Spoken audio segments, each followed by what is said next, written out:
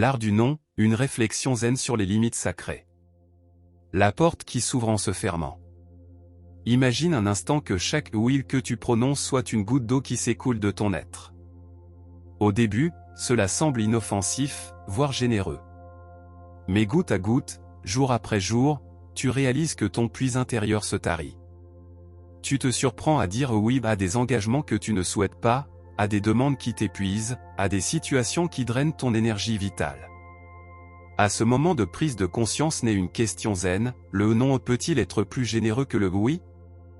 Cette réflexion t'invite à parcourir un chemin en 8 étapes, où nous explorons ensemble l'art sacré de poser des limites. Il ne s'agit pas de devenir égoïste, mais de découvrir que seulement d'un puits rempli tu peux offrir une eau cristalline aux autres. Accompagne-moi dans ce voyage où chaque chapitre est une respiration profonde, une pause nécessaire pour te reconnecter à ta véritable nature. Es-tu prêt à découvrir que dire non peut être le oui le plus aimant que tu puisses t'offrir à toi-même? Chapitre 1, le jardin des décisions. Dans la tradition zen, il existe une histoire sur un maître jardinier qui possédait le plus beau jardin du monastère. Quand on lui demandait quel était son secret, il répondait: « Je sais exactement quelle plante je ne dois pas cultiver. » Ta vie est comme ce jardin. Chaque jour, des graines te sont présentées, opportunités, demandes, engagements, invitations. Le jardinier novice croit qu'il doit planter toutes les graines qui arrivent entre ses mains, pensant que c'est ainsi qu'il aura le jardin le plus abondant. Mais le maître jardinier comprend une vérité plus profonde, la beauté ne réside pas dans la quantité, mais dans l'harmonie. Quand nous ne savons pas dire non, notre jardin intérieur devient un terrain sauvage où poussent des mauvaises herbes qui volent les nutriments aux plantes qui comptent vraiment. Nos relations les plus précieuses, nos rêves les plus chers, notre paix intérieure, tout se voit étouffé par la multitude d'engagements que nous acceptons sans conscience. Le premier pas vers la sagesse du non est de reconnaître que chaque oui que tu prononces est aussi un non à autre chose. Quand tu dis oui à travailler des heures supplémentaires chaque jour, tu dis non au dîner en famille. Quand tu dis oui à chaque service qu'on te demande, tu dis non à ton temps de repos et de renouvellement. La question zen qui surgit est: à quoi dis-tu non sans t'en rendre compte lorsque tu dis oui à tout? Chapitre 2, la balance de l'âme. Maintenant que nous avons planté la graine de la conscience, affrontons ensemble la première grande question de ce chemin: quelle est, selon toi, la principale raison pour laquelle il nous est si difficile de dire non? Option A, nous craignons de décevoir les autres et de perdre leur amour ou leur approbation. Option B, nous ne connaissons pas vraiment nos propres priorités et valeurs. Si tu as choisi l'option A, tu as touché une vérité profonde du cœur humain. Cette peur du rejet est comme un fantôme ancestral qui habite en nous. Dès l'enfance, nous avons appris qu'être bon signifiait plaire, que l'amour se gagnait en étant utile. Ce conditionnement crée un piège invisible, nous croyons que notre valeur en tant que personne dépend de combien nous pouvons donner aux autres. Mais ici réside une paradoxe zen: lorsque nous donnons par peur, nous ne donnons pas réellement de l'amour. Nous échangeons notre énergie vitale contre des miettes d'approbation. Les personnes qui nous aiment vraiment respecteront nos limites, car elles comprennent qu'une personne équilibrée peut aimer de manière plus authentique. Si tu as choisi l'option B, tu as identifié la racine la plus profonde du problème. Comme dit un proverbe zen, si tu ne sais pas où tu vas, n'importe quel chemin t'y mènera. Lorsque nous n'avons pas de clarté sur ce que nous valorisons vraiment, chaque demande extérieure semble également importante. Sans boussole intérieure, nous dérivons dans un océan d'exigences d'autrui. La connaissance de soi est comme allumer une lampe dans une pièce sombre. Soudain, tu peux voir quels objets sont des trésors et lesquels ne sont que des ordres. Lorsque tu connais tes valeurs profondes, dire non devient un acte de cohérence, non de cruauté. Réflexion pour le chemin. Quand as-tu dit oui ou pour quelque chose et t'es-tu ensuite senti vide à l'intérieur? Chapitre 3, le miroir de la vérité. À ce stade de notre voyage, une deuxième question se pose, nous invitant à nous regarder plus profondément. Que se passe-t-il dans ton corps lorsque tu es sur le point de dire oui à quelque chose que tu ne veux vraiment pas faire? Option A, je ressens une contraction, une tension ou un malaise physique. Option B, je ne ressens rien de particulier, mon corps ne me donne pas de signaux clairs. Si tu as choisi l'option A, félicitations pour ta sensibilité corporelle. Ton corps est plus sage que ce que ton esprit analytique peut comprendre.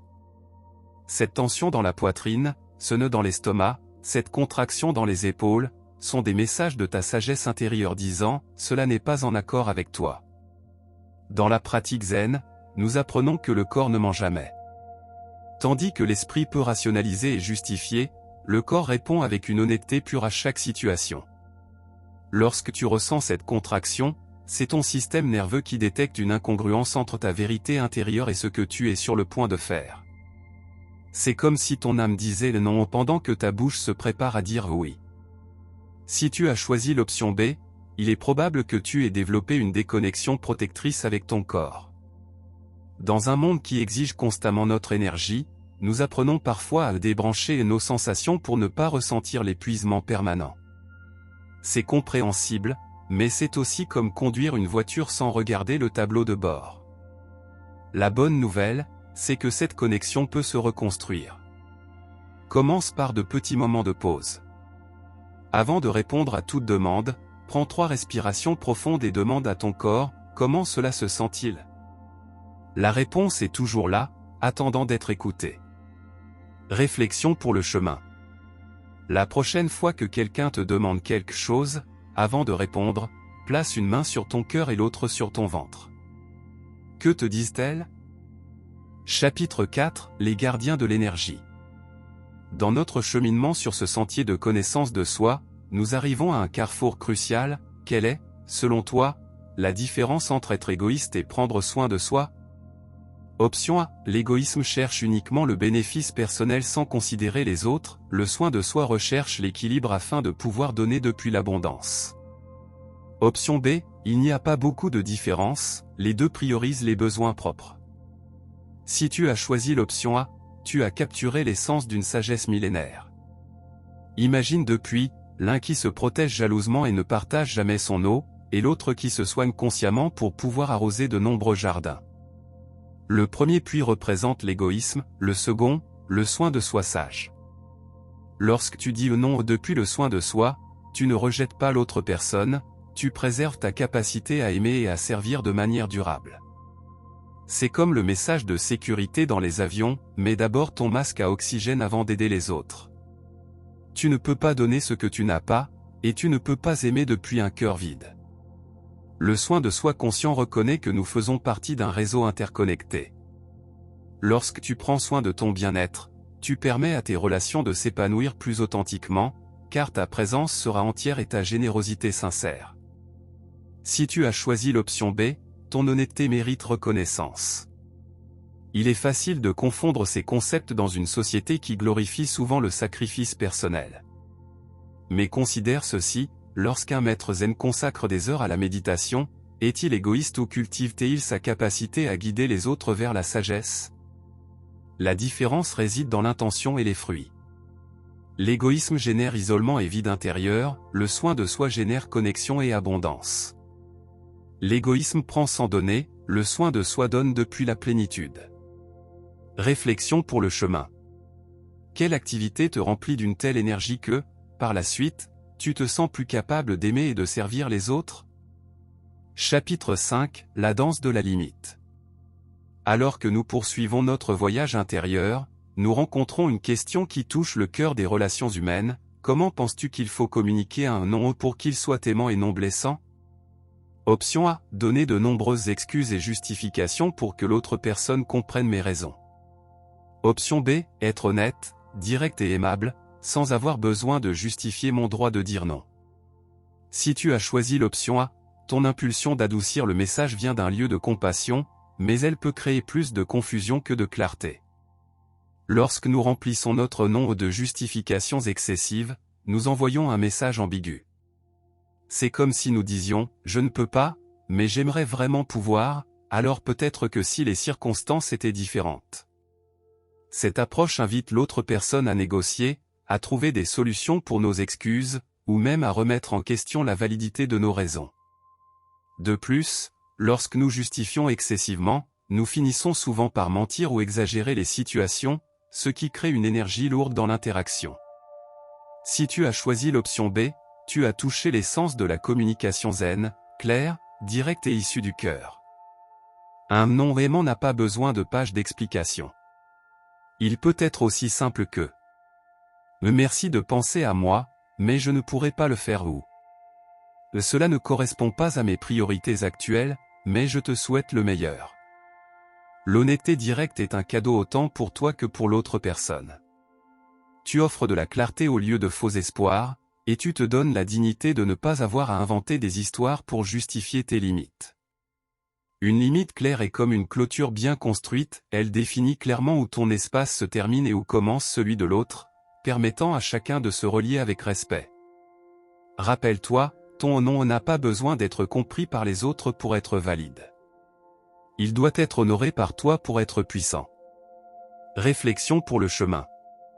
As-tu remarqué que lorsque tu donnes trop d'excuses pour dire non, la conversation s'allonge et devient plus inconfortable? Chapitre 6, le jardin des relations. En ce moment presque final d'introspection, nous arrivons à une question qui révèle beaucoup sur la qualité de nos liens. Que se passe-t-il avec les personnes qui se fâchent ou s'éloignent lorsque tu commences à poser des limites saines? Option A, elles montrent que la relation n'était pas authentique, elles étaient plus intéressées par ce que tu pouvais donner que par qui tu es réellement. Option B, il est naturel qu'elles se sentent confuses car j'ai changé les règles du jeu, et je dois être plus patient avec leur processus d'adaptation. Si tu as choisi l'option A, tu as identifié une vérité qui peut être douloureuse mais libératrice. Il existe des relations qui fonctionnent selon un contrat invisible, je te donne tout ce que tu demandes, et tu me donnes ta présence, approbation, amour. Lorsque tu romps ce contrat en établissant des limites, tu révèles la nature transactionnelle de la connexion. Les personnes qui t'aiment véritablement célébreront ta croissance, même si elles peuvent être surprises au début. Elles peuvent avoir besoin de temps pour s'ajuster, mais ne te puniront pas pour prendre soin de toi. En revanche, celles qui s'éloignent ou deviennent hostiles lorsque tu poses des limites étaient plus amoureuses de ta disponibilité que de ton essence. C'est comme tailler un jardin, lorsque tu enlèves les branches qui drainent l'énergie sans porter de fruits, tu permets aux plantes saines de fleurir avec plus de vigueur. La perte initiale peut faire mal, mais elle crée de l'espace pour des relations plus authentiques. Si tu as choisi l'option B, ta compassion est admirable et contient une vérité partielle. Il est vrai que lorsque tu modifies des schémas relationnels établis, d'autres peuvent avoir besoin de temps pour s'adapter. La patience aimante durant ce processus de transition est précieuse. Cependant, il existe une ligne importante entre compréhension et complicité. Tu peux être patient tout en maintenant tes limites fermes. La compassion ne requiert pas que tu sacrifies ton bien-être pour que les autres se sentent à l'aise. Il est possible d'aimer quelqu'un tout en ne permettant pas qu'il franchisse tes limites. L'équilibre consiste à garder ton cœur ouvert tout en maintenant tes limites claires. Tu peux dire, je comprends que c'est nouveau pour toi, et je t'aime, mais cette limite est importante pour moi. Réflexion pour le chemin. Les personnes que tu aimes le plus dans ta vie t'ont-elles déjà puni pour avoir pris soin de toi, ou ont-elles célébré ta croissance? Chapitre 7, le miroir du temps. Alors que notre voyage approche de son aboutissement, il est temps de regarder en arrière et en avant, comme le sage qui contemple à la fois les racines et les fruits de l'arbre sous lequel il repose. Pense à ces moments que nous avons partagés, aux questions que nous avons explorées ensemble. Qu'est-ce qui a résonné le plus profondément en toi? Quelle réflexion a touché une corde encore vibrante à l'intérieur de ton être? Dans la tradition zen, on dit qu'il ne suffit pas de comprendre le chemin avec l'esprit, il faut le marcher avec les pieds. Tout ce que nous avons découvert sur l'art de dire non sont des graines de sagesse, mais elles ne germeront que si nous les arrosons avec une pratique consciente. Peut-être as-tu reconnu que ton corps t'envoyait des signaux que tu as ignorés. Peut-être as-tu réalisé que tu confondais l'amour avec une disponibilité infinie. Peut-être as-tu découvert que certaines de tes relations se nourrissent plus de ton épuisement que de ta joie. Ces reconnaissances ne sont pas des motifs de jugement, mais de célébration. Comme dit le proverbe zen, le moment où tu te rends compte que tu es perdu est le moment où tu commences à retrouver le chemin vers la maison. Le chemin vers des limites saines n'est pas une destination à atteindre une fois pour toutes, mais une pratique quotidienne d'amour-propre et de conscience. Certains jours seront plus faciles que d'autres. Il y aura des moments où ton non sortira clair et ferme, et d'autres où tes limites vacilleront comme un bambou sous le vent. Tout cela fait partie du processus. La perfection n'est pas l'objectif, la conscience, oui. Chaque fois que tu fais une pause avant de répondre automatiquement au oui, chaque fois que tu écoutes la sagesse de ton corps, chaque fois que tu choisis ton bien-être sans culpabilité, tu honores non seulement ton propre chemin, mais aussi celui de tous ceux qui t'entourent. Car lorsque tu apprends à dire non à ce qui ne te nourrit pas, tu dis oui à ta véritable nature. Et depuis ce lieu d'authenticité, tout l'amour que tu donnes est sincère, toute l'aide que tu offres est durable, et toute la présence que tu partages est pleine. Chapitre 8, la porte qui a toujours été ouverte. Au terme de ce sentier de contemplation, nous arrivons à une belle paradoxe, apprendre à dire non nous enseigne qu'en dire oui de tout notre cœur. Comme le maître zen qui sait exactement quelle plante ne pas cultiver dans son jardin, tu possèdes désormais les outils pour reconnaître quels engagements ne nourrissent pas ton âme. Et dans cette clarté, tu trouveras une liberté que tu ne savais peut-être pas chercher, la liberté de choisir consciemment. Te souviens-tu de l'image du puits avec laquelle nous avons commencé ? Un puits qui se protège avec sagesse ne s'assèche jamais, et peut offrir de l'eau fraîche à ceux qui en ont véritablement besoin. Ton énergie, ton temps, ton amour sont des ressources précieuses qui méritent d'être partagées depuis l'abondance, non depuis la rareté. Le non qui semblait être une porte fermée se révèle maintenant comme la porte qui a toujours été ouverte vers ton véritable pouvoir. Le pouvoir de choisir consciemment comment tu veux vivre, aimer et servir dans ce monde. Lorsque tu parcourras ta journée demain, porte avec toi cette question zen. Ce oui vient-il de mon amour ou de ma peur ? Cet engagement me rapproche-t-il de qui je suis vraiment, ou m'éloigne-t-il ? Ta vie est ton œuvre d'art la plus précieuse. Chaque non conscient est un coup de pinceau qui définit les contours de ta masterpiece. Et chaque oui authentique est une couleur vibrante qui donne vie à ta toile. L'art de dire non n'est pas l'art du rejet, c'est l'art du choix conscient. Et dans cette conscience, tu trouves non seulement ta propre liberté, mais aussi ta capacité la plus profonde à aimer. Le jardin de ta vie t'attend. Tu as les outils, tu as la sagesse, tu as le droit sacré de décider quelle plante mérite de pousser sur ta terre fertile. Maintenant, sors et cultive la vie que ton cœur sait que tu mérites. Que ton non soit aussi aimant que ton oui, et que les deux naissent depuis la clarté de qui tu es réellement.